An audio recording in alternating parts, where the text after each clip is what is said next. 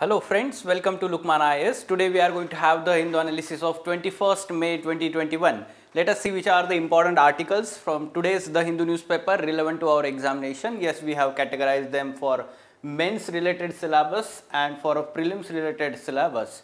These articles, let us take overview of all these articles first. The outdated nature of bureaucracy. On page number 7, op-ed page, this particular article is talking about the civil services reforms or administrative reforms which are required to be undertaken, especially looking at the ineffectiveness of bureaucracy in dealing with this COVID-19 pandemic situation. The writer is talking about the Weberian bureaucratic model, traditional bureaucracy and need of new approach in bureaucracy, or we can say overall governance. Okay, so this is very important from GS2 paper polity part and governance part. Especially it is very important for those who are having public administration optional subject.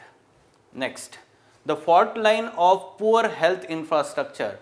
This particular article on page number 6 is providing very good arguments and facts in terms of the lacuna or weakness in public health infrastructure in India that we have at present, and because of which the impact of pandemic especially on the poorer sections and rural India is seen. So, the article is also providing the way forward. From that aspect we have to take input here. GS2 paper, health, governance and COVID-19 part. Then specifically prelims related developments, US Russia at odds over military activity in the Arctic. The context here, it is talking about the Arctic Circle, or we can say Arctic Council, not Arctic Circle. Arctic Council is international forum, intergovernmental forum of 8 such countries having area lying in the Arctic Circle. So yes, we will take input here, basics about this Arctic Council as a regional or international forum that we have at present. Then China completes a Tibet highway. Now this particular information is important for both prelims as well as men's examination. India-China relationship and the border dispute in Arunachal Pradesh. How China is increasing its infrastructure year on year in recent times. Along with that, the new habitations, artificial habitations are being built along the border in disputed areas. Okay, so we have to take input here. Then world's largest iceberg breaks off from Antarctica. Okay, so this particular information is important for geography and environment perspective, as the climate change is increasing such instances of more and more icebergs breaking off from the Antarctic. Okay. And lastly, some COVID-19 related developments and daily prelims practice MCQs that we are providing for you for the practice purpose. Now, let us go into details of all these articles. First, the outdated nature of bureaucracy. Now, why it is in news? Because we know that bureaucracy is the important policy formulation and policy implementation arm of the government or the executive. They are called as permanent executives. And yes, all over the world, largely the traditional bureaucratic model or Weberian bureaucratic model, which was famous in 20th century, and India also adopted this Weberian bureaucratic model because of colonial legacy that we have. What is this Weberian bureaucratic model? This is, we can say, focuses on rule based, hierarchy based, or we can say position based,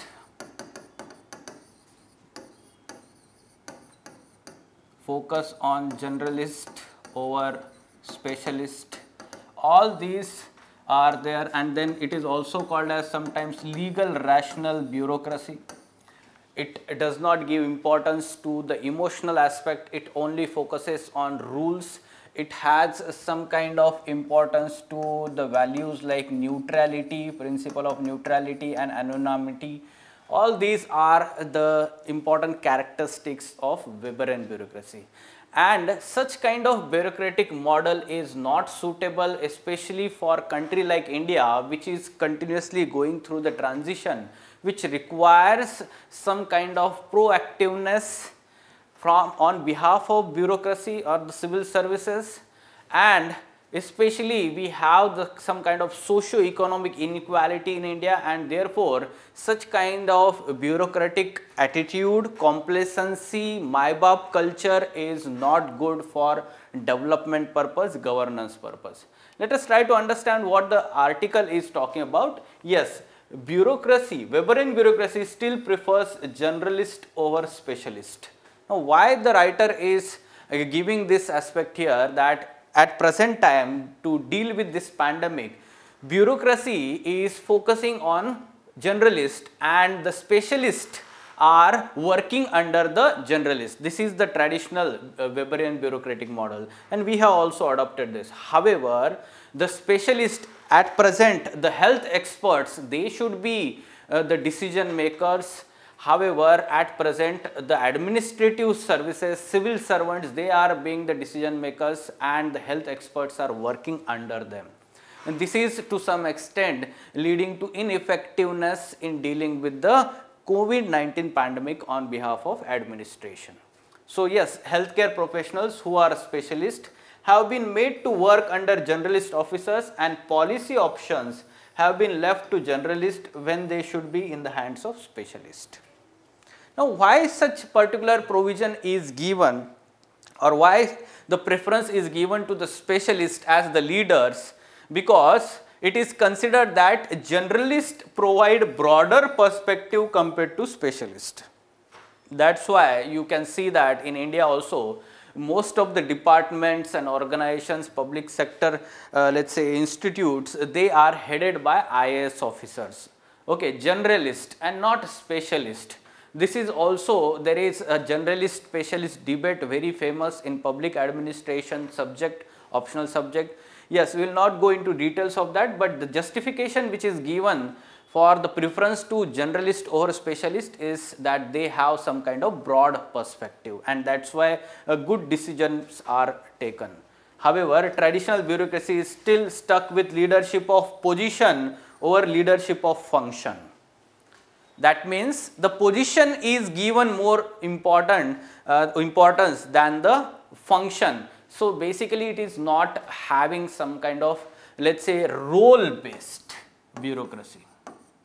There is need of reforms in this aspect, and if you remember, recently government has come up with this civil services reform, especially when we are talking with this new scheme that the government has launched, which provides for role based civil services, okay, roles based allocation of the functions to civil servants, okay. So this is a good development. Then bureaucracy has become an end in itself rather than means to an end, okay. So this is also important, because always we talked about that bureaucracy is means to achieve the ends of social justice, rule of law, governance. However, now because of the complacency and the hurdles, because of the rules and the hierarchy, all this is delaying, and that is why it is being said that it is end in itself. Then the rigid adherence to rules has resulted in the rejection of innovation also, and that is why to some extent it is responsible for the obstruction by some of the civil servants or the on behalf of state administration for the smooth movement of oxygen supply in different states. We have seen this situation, and this is result of, we can say, rigid adherence to rules. This is also part of this traditional Weberian bureaucracy, right.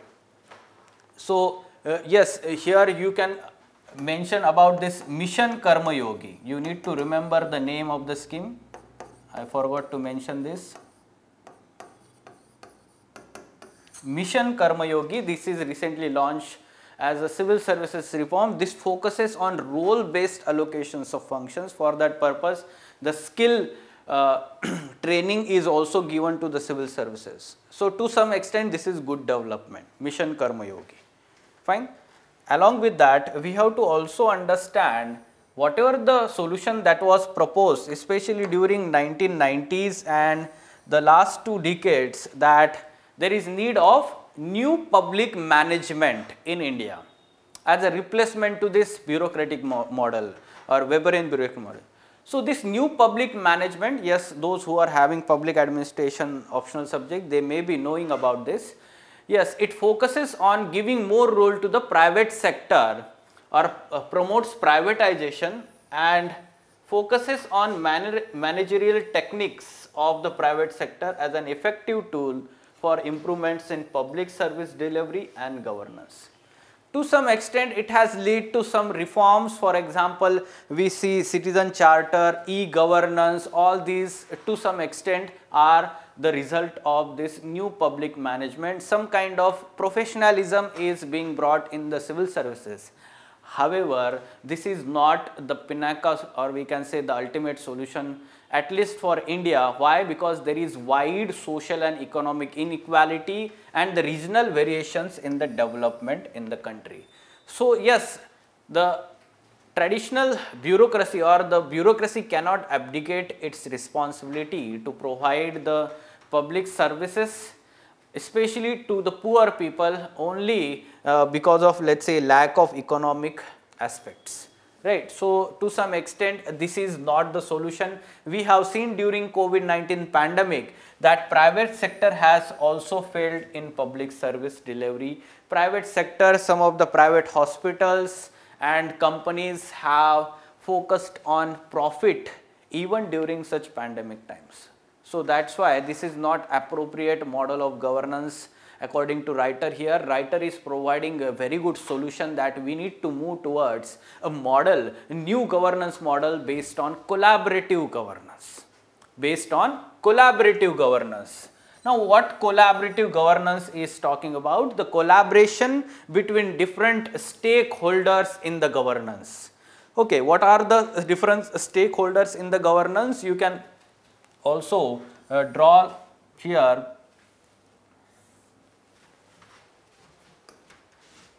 Just a moment. Now, collaborative governance, you can draw like this. So, this is civil servants, or we can say administration, then NGOs, civil society organizations, then you can say here private sector. So, when the model is based on the collaboration of all these three, then we can say that it is collaborative governance model. So, either you can draw like this or you can also draw like this. You can write these three aspects here in these three corners, and you can write there collaborative governance like this. So, it becomes more effective as a way forward in your answer.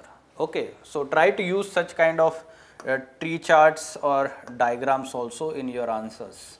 Okay. So, collaborative governance, public sector, private sector, civil society, especially public sector, public service organizations, when they work together, this is collaborative governance, and this is actually effective. Yes, we have seen the kind of work that was done by the civil society organization, that is being done by NGOs. This should be institutionalized under this collaborative governance. Okay, that is role of civil society in public service delivery has to be institutionalized. At present, there is ad hoc approach, like NDMA issued some guidelines and asked the NGOs to work at grassroots level and ask the local administration to cooperate with such NGOs. Now, this is some kind of ad hoc approach. If there is institutionalized mechanism, there will be streamlining of the collaboration and the working of these NGOs with administration, and there is a smoothen or streamlined public service delivery. Okay. Yes. there is no domination of public bureaucracy as the sole agency in policy formulation and implementation in such kind of governance model. There is a joint, let's say, a use of, or we can say all the stakeholders, all these three stakeholders coming together for this policy formulation and implementation, or at least we can say that the stakeholders' opinions, their advice is sought by the public bureaucracy in policy formulation and implementation.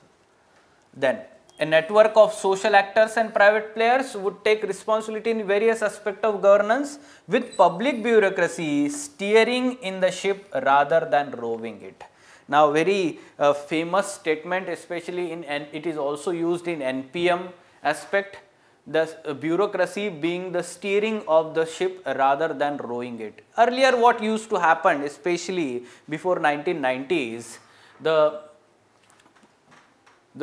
public sector was given more importance rather than private sector, and that's why bureaucracy or the administration was actually rowing, or we can say moving the economy rather than focusing on only regulation. Now, after 1990s, we can say that the new economic reforms, LPG reforms, now the role of the bureaucracy has shifted to the steering rather than rowing. In this manner, you can remember this part, and this governance model also talks about this. Along with that, there is need of change in the behavior of the bureaucracy to adopt such kind of governance model. There is need of flexibility in the hierarchy, a relook at generalist and specialist debate, openness to reforms such as lateral entry, and collaboration with the social actors. Okay, this is very important. At present, bureaucratic model is not in line with these values, these characteristics. That's why there is need of change in the bureaucracy, especially bureaucratic attitude. All major revolutions with huge impact on public service delivery are result of collaboration of public bureaucracy with so-called outsiders. So you can give some examples here. What are the examples of such collaborations in the past?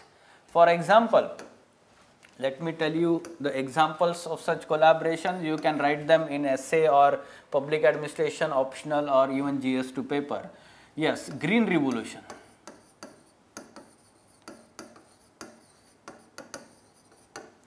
Right. So, Green Revolution was successful because of the lateral entry or the participation by the scientist or private sector. This is very important, Green Revolution. Then we have seen the IT revolution,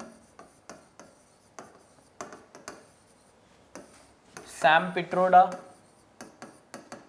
So, he was working in the private sector, and yes, at that time during Rajiv Gandhi government, the government had some kind of collaboration with Sam Pitroda, and he was made the let's say head of the IT revolution, and this is how we are seeing the IT revolution in the country. Then White Revolution in terms of dairy sector, the help of Verghese Kurian. So he has helped to bring such white revolution in the country, right? So all these examples you can give. Just now, yes, in recent times, Aadhaar. So Aadhaar linked public delivery, it is the brainchild of Nandan Nilekani, again working in the private sector. This is how the collaboration of the public sector and private sector has resulted into the revolutions in the past, in especially having huge impact on public service delivery. Try to give these examples in your answers, and then we can say what kind of question we can expect here. Traditional bureaucratic model has failed, and there is need of new public governance based on collaborative governance. Then examine the statement. Now, why we use the command here, examine the statement? Even after giving the arguments that are given by the writer in this article, that should be written here in favor of this statement. However, in the end, you also need to provide some arguments against in a sense that the role of bureaucracy or public sector is still important. because of public service motive, public service, we can say that the selflessness, all the civil service values, public service values they are having. At the same time, that's a responsibility of the welfare state for towards the weaker sections of society. This is basically the part of bureaucracy or public services, and that's why their role cannot be diminished completely. And therefore, we can say that to some extent the reforms are needed, administrative reforms or civil services reforms are needed, and whatever the reforms we talked about this here in the collaborative governance, this is important. In the end, you can say that. Okay, yes. Now, next article, the fault line of poor health infrastructure. The context of the article, again the second wave of COVID-19 pandemic that a country is facing and resulting deaths of the people and the economic contraction, and yes, the poor economic growth that we are witnessing as a result of weak poor health infrastructure that we are having. Some important data and facts from the World Bank data. India had 85.7 physicians as per per 1 lakh people in 2017, in contrast with some of the South Asian and Asian countries like Bangladesh, Japan and Sri Lanka.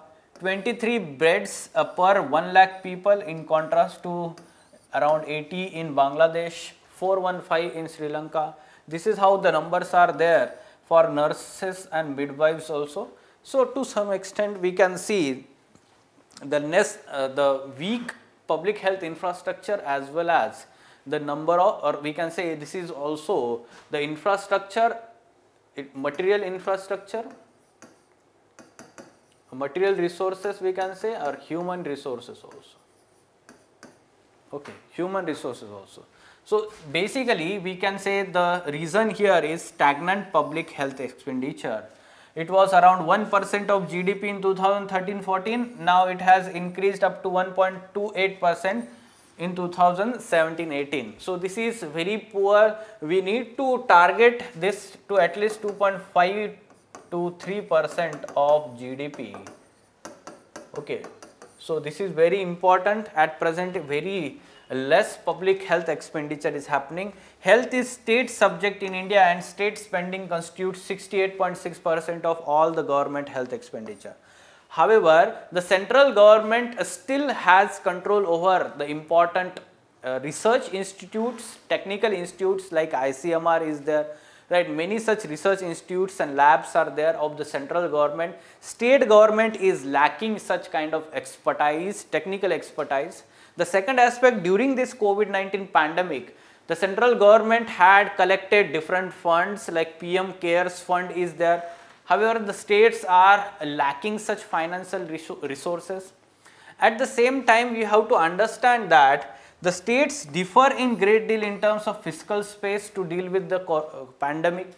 Why? Because there is, let's say, wide variations per capita health expenditure. We know that some of the states like Kerala, Maharashtra, Karnataka, Tamil Nadu, they are very much having high level of per capita expenditure, public health expenditure as compared to some of the eastern states like Bihar, UP and Odisha and Jharkhand. Right. So, because of that we can say that there is a problem here in finance. Given the dreadfully low levels of public health provision, India has among the highest out-of-pocket expenditure of all countries in the world. Now, because of a low public health expenditure, the out-of-pocket expenditure is more. Here you can write the example or fact that according to WHO, such kind of out-of-pocket expenditure in India is around 62% of total expenditure by any household, okay, on health sector. So, this is the situation that we are facing in the country. You can understand that this is having the huge impact on weaker sections, vulnerable population, those having the, let's say, working in the informal sector of economy, migrant workers, domestic workers in the urban areas, they are facing more problem, they are more vulnerable sections because for such pandemics here. At the same time, there is need for coordinated strategy on essential supplies of oxygen and vaccines is acute. The central government has shifted most of the responsibilities on the states. This is the situation that we are facing.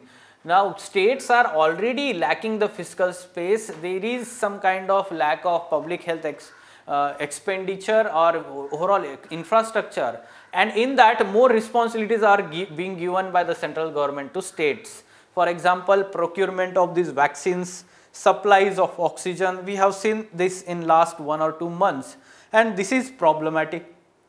Along with that, we have to also understand as a way forward what we can provide.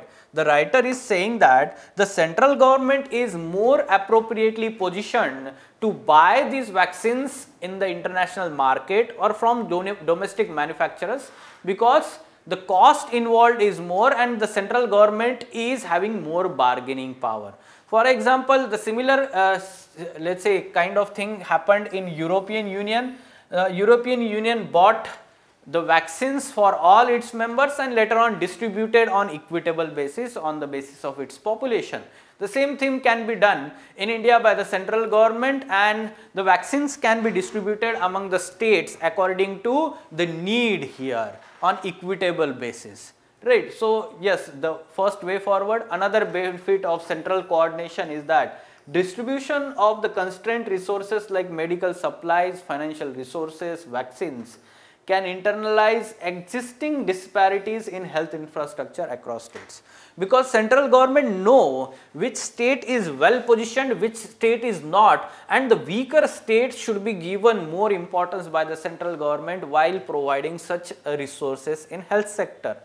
So, this is becoming problematic at present when the weaker states, poorer states, they are left to the left on their own. What becomes problematic here, the developed or let us say advanced states, they buy the vaccines from the international market because they have the capacity, right, and they will ensure the vaccination to their population while the other states will lag behind. This is going to be the problem for future in dealing with this pandemic effectively overall. And the writer is proposing here creation of pandemic preparedness unit for future waves of pandemic and the future pandemics, pandemic preparedness unit by the central government, which would streamline disease surveillance and reporting system, coordinate public health management and policy responses across all levels of government, formulate policies to mitigate economic and social costs, and communicate effectively about health crisis with the people. This is very important. A one point, let us say, contact, or we can say source of dissemination of information and the policy making. This is very important, especially in dealing with the national level pandemic situation that we are facing at present. And ultimately, as and when we emerge on the other side of this pandemic, overcome this pandemic, bolstering public healthcare system has to be the topmost priority of all governments, center as well as state. That means more public health infrastructure expenditure, especially in building the health infrastructure as well as training the human resource adequately. So, this is going to be helpful in dealing with future pandemic that we as well as the world may face because of this zoonotic, or we can say viruses or zoonotic diseases. Fine. So, we are surely expecting the essay topic also in health sector, right. Along with that GS2 paper, we can expect such question focus on health infrastructure and public health expenditure. Now, specifically prelims related articles, US Russia at odds over military activity in Arctic. Now, Arctic Council. Now, Russia assumed the rotating chairmanship of Arctic Council on 20th May, and now US rallied members to oppose Moscow's plan to set maritime rules in Northern Sea route, which runs from Norway to Alaska, and its desire to resume military talks within the 8-nation bloc, that is Arctic Council. This is how we have to understand. Yes, this Arctic Council works for peaceful, sustainable use of resources in the Arctic Ocean. At the same time, it also focuses on protection of that region, environment protection of that region, right. So yes, along with that, these efforts of US reflects growing concern in US and among some NATO allies about surge in Russian military and commercial activity in the region that is rapidly opening up due to effects of climate change. We can understand that the ice in the Arctic is continuously melting because of global warming and climate change, and it is in favor of Russia because Russia is having more continental shelf, or its more area in the Arctic Circle. At the same time, more and more oil and natural gas resources are located in that extensive continental shelf, and that's why Russia is consolidating its let's say, or strengthening its power over that region, and that's why it concerns US and other such members of Arctic Council and some NATO allies. So what is this Arctic Council? You need to be aware about this Arctic Council. At the same time, let me tell you that in GS1 paper, at least 1 or 2 times in mains examination, UPSC has asked why India is having more interest in the Arctic region. Okay, such kind of question you should be aware that because of climate change and global warming, this particular region is going to get exposed in future for naval routes, commercial activities, and also some mineral resources are present in that region, and therefore for energy security of India, it is also important or it is area of interest for India. That's why in GS1 paper geography part, this aspect is important. Yes, Arctic Council, it is set up in 1996 by Ottawa Declaration to address various issues in that region, especially sustainable development and environment protection in Arctic region. There are total 8 members. Which are these members? Canada, Denmark. Let us mark them in the map also in Arctic Circle. Yes, Canada is there. Then we have Denmark. Yes, so Denmark is there. Greenland as a part of Denmark. Then we have the Finland. Then Iceland is also there. Then Norway is there. Russia and Sweden. Yes, Sweden is there and Russia is there. And United States. So Alaska, this particular territory of United States, is in Arctic Circle. So you need to be aware that total 8 members. Which are these members? You should be aware about this. Now India was given observer status in 2013, and I guess in 2013 or 14 mains examination itself, the question was asked in that mains examination. Now Arctic Council works on the consensus based body to deal with the issues such as change in the biodiversity, melting of sea ice, plastic pollution and black carbon. Its council secretariat is located in Norway. Okay, so you need to be aware that its secretariat is located in Norway. Okay, fine. This is the basic information. We can expect question in prelims examination. China completes Tibet highway. Now this highway is built across Yarlung-Zangbo river. Yarlung-Zangbo river is known by this name in Tibet. This is basically name of Brahmaputra river in the Tibet region of China. Okay, so there is Grand Canyon of this Yarlung-Zangbo river in Tibet region, and this highway is built across this canyon. This is going to be the world's highest bridge or highway through, world's deepest canyon is located in the Tibet, and this is built across this world's deepest canyon. It is second significant passageway to Medak County that borders Arunachal Pradesh in India. Okay, so this is first thing, it is part of overall infrastructure development boost or development plan of China along the border areas with India.